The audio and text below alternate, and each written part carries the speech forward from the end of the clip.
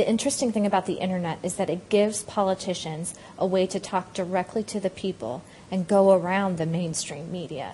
So it can be a tremendously important tool if a politician or political party is in the minority and wants to gain more public credibility on behalf of their policy issues, or during campaigning season, or when a politician feels like he or she is being attacked by the mainstream media.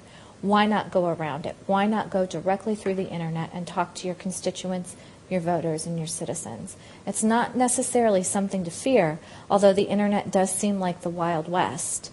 It's a tool that can be used very effectively to get your message across. What the Obama campaign realized early on is that they couldn't just go to the New York Times in order to win the election.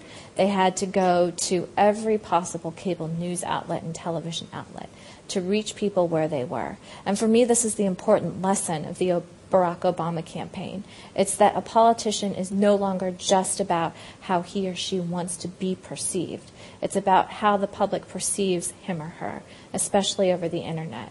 And politicians that are effective at using the internet as a tool to reach different audiences in an effective way are going to win.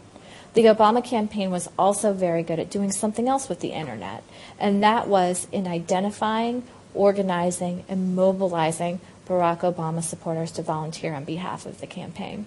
Politicians to become more transparent. We can get information about everything and anything online: where you went to school, where you live, how much your house cost. That level of transparency and really self-awareness that people have through the internet should cause politicians to be more honest and connect in a more thorough way with their voters and their constituents. I think it's also going to force politicians to engage the public more in policy debates, to spend some time listening. The first thing you should do when you go online is listen to what people are saying, see how they're interacting with each other, but then also really engage them. It's not okay to just build a profile and walk away from it. If you want to use social media as a tool, it requires an investment of time and an investment of energy. So once you build your profile, start connecting with people. One of my favorite people to follow on Twitter is Cory Booker, who's the mayor of Newark, New Jersey. Cory Booker spends a considerable amount of his time talking one-on-one with his constituents on Twitter. Over the course of the past couple of weeks, we've had an incredible amount of winter storms up and down the East Coast in the U.S., and I've seen Cory Booker tweet to people who live in his city, "Don't worry, I'm coming with a plow.